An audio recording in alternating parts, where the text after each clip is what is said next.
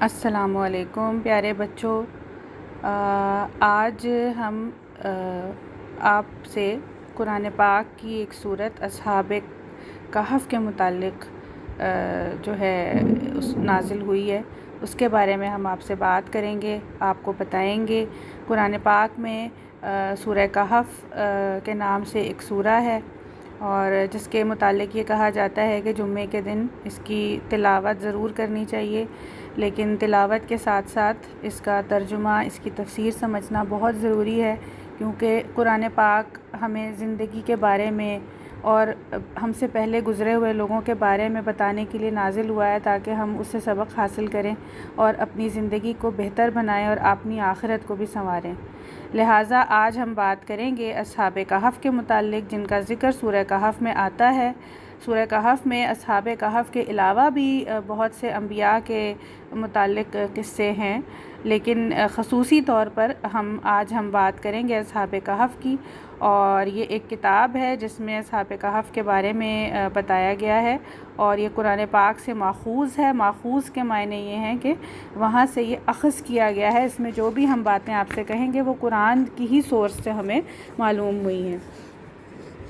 تو سینکڑوں سال پہلے، یعنی ہزاروں سال پہلے، ایک ظالم بت پرست بادشاہ حکومت کرتا تھا۔ بت کیا ہوتے ہیں؟ آئیڈلز۔ بت پرست کون ہوتے ہیں؟ جو آئیڈلز کی عبادت کرتے ہیں، آئیڈل ورشپرز۔ تو ایک آئیڈل ورشپر بادشاہ تھا، بتوں کی عبادت کرنے والا بادشاہ تھا، اس کی حکومت تھی۔ اس کے ملک کے لوگ دیوتاؤں کے بتوں کی پوجا کرتے اور انہی سے مرادیں مانگتے۔ دیوتا یعنی گاڈز، جنہیں آپ نے گریک میتھولوجی میں بھی سنا ہوگا، اسی طرح ہندو میتھولوجی میں بھی آپ نے نام سنے ہوں گے، کرشن، رام، اندر، اور گریک میتھولوجی میں آپ نے جو ہے وہ مارس کا نام سنا ہوگا، آپ نے ان کے جو ان کے گاڈ آف دا گاڈز کہلاتا ہے اس کا نام بھی سنا ہوگا، اولمپس کے گاڈز کا نام سنے ہوں گے۔ اسی طرح اس ملک کے بادشاہ جو تھے اور جو لوگ تھے وہ مختلف دیوتاؤں کے بتوں کی عبادت کیا کرتے تھے، اور انہی سے اپنی مرادیں یعنی دعائیں مانگتے تھے۔ جو بھی کچھ ان کی خواہشات تھیں، جو وہ چاہتے تھے، وہ انہی سے طلب کرتے تھے۔ اس بادشاہ نے یہ قانون بنا دیا، اس شہر کے بادشاہ نے یہ قانون بنا دیا کہ جو کوئی بتوں کی پوجا نہ کرے اسے قتل کر دیا جائے، یعنی بتوں کی عبادت نہ کرنے والوں کو قتل کرنے کا حکم دے دیا گیا۔ وہاں کے کچھ نوجوان اللہ تعالیٰ پر ایمان رکھتے تھے، وہ لا الہ الا اللہ کہتے اور ایمان کی مضبوطی کے لیے اللہ سے دعائیں مانگتے۔ یعنی اس وقت بھی کچھ لوگ اس طرح کے اس جگہ موجود تھے جو اللہ تعالیٰ پر ایمان رکھتے تھے اور لا الہ الا اللہ کہتے۔ لا الہ الا اللہ کا کیا مطلب ہے؟ یہ تو ہمیں معلوم ہے سب کو کہ اللہ تعالیٰ کے سوا کوئی معبود نہیں، کوئی عبادت کے لائق نہیں، کوئی خدا نہیں اللہ کے علاوہ، اور ایمان کی مضبوطی کے لیے اللہ سے دعائیں مانگتے۔ اللہ تعالیٰ نے ان کی دعائیں سن لیں اور ان کے دلوں کو حوصلہ دے کر مضبوط کر دیا، یعنی وہ اپنے ایمان پر ثابت قدم رہے۔ انہوں نے بادشاہ کے ڈر سے اور اس کے حکم کے ڈر سے اللہ تعالیٰ کی عبادت کرنا نہ چھوڑا۔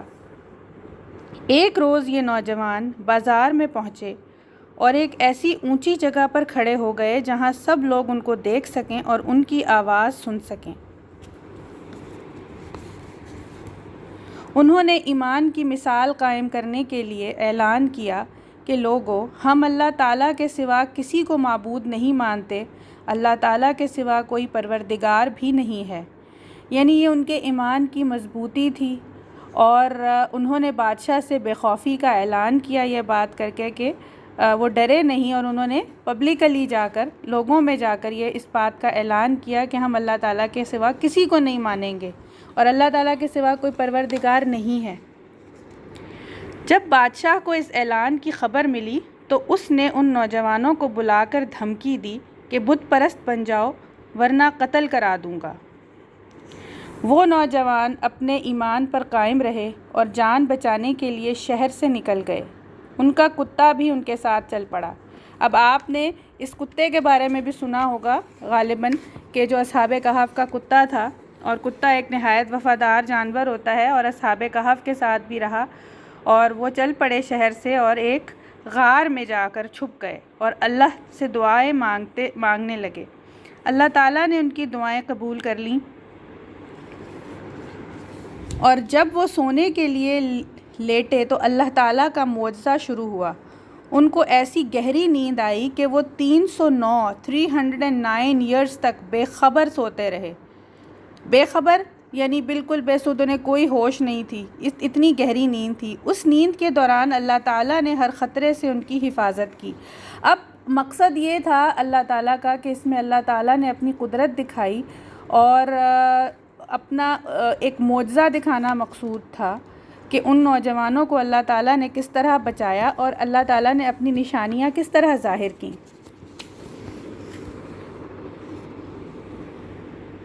جب وہ جاگے تو انہیں ایسا لگا جیسے وہ تھوڑی دیر ہی سوئے ہیں۔ انہیں بھوک لگ رہی تھی۔ ایک نوجوان کھانا خریدنے کے لیے چھپتے چھپاتے شہر آیا۔ اسے شہر کا ماحول بہت عجیب لگا، یعنی اب 300 سال بعد کہ اس جگہ پر جب وہ بیدار ہوئے نیند سے تو انہیں وہاں کا ماحول عجیب لگا۔ ساری عمارتیں اور بازار بدل چکے تھے، سب لوگ اجنبی تھے۔ اس کی سمجھ میں یہ نہیں آ رہا تھا کہ اچانک یہ کیا ماجرا ہو گیا ہے، یعنی یہ کیسے بدل گیا سب کچھ اتنی جلدی، کس طرح یہ تبدیلی آ گئی۔ اس نے کھانا لیا اور دکاندار کو اپنا سکہ دیا، یعنی جو 300 سال پہلے ان کے پاس جو سکہ ہوگا وہ سکہ اس نے دکاندار کو دیا۔ دکاندار نے حیرت سے سکہ دیکھا اور اس سے پوچھا کہ یہ سکہ تم کو کہاں سے ملا، یعنی یہ کوئن کہاں سے ملا؟ نوجوان نے جواب دیا کہ یہ میں نے خود کمایا ہے، یعنی جو میں نے ارن کیے ہیں یہ میری ارننگ کے پیسے ہیں۔ دکاندار نے کہا کیا مطلب؟ یہ سکہ تو 300 سال پرانا ہے۔ یعنی اس وقت بادشاہ جو تھے، آج بھی آپ نے دیکھا ہوگا سکے پر حکومت کا نام لکھا ہوتا ہے، اس کی سکے کی ویلیو ہوتی ہے، عموماً اس پر ایئر ہوتا ہے، تو اس زمانے میں بھی اس سکے پر جو 300 سال پہلے کے زمانے کا بادشاہ ہوگا یا وقت ہوگا، اس کی کوئی نشانی موجود ہوگی، تو اس کی وجہ سے دکاندار نے کہا کہ یہ تو 300 سال پرانا سکہ ہے۔ اس وقت نوجوان کو پتہ چلا کہ وہ سب ساتھی تقریباً 300 سال تک سوتے رہے ہیں، اور اس نے یہ بات دکاندار کو بتائی۔ تھوڑی دیر میں یہ خبر سارے شہر میں پھیل گئی اور بادشاہ کو بھی مل گئی۔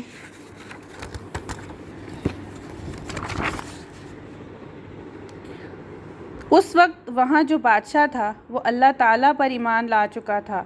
وہ سب نوجوانوں سے جا کر ملا اور ان کی بہت عزت کی۔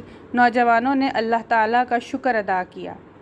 تو یہ تھی بچوں آج کی کہانی جو قرآن سے ماخوذ ہے۔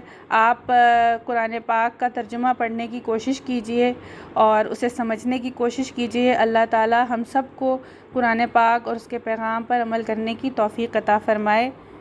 آمین ثم آمین۔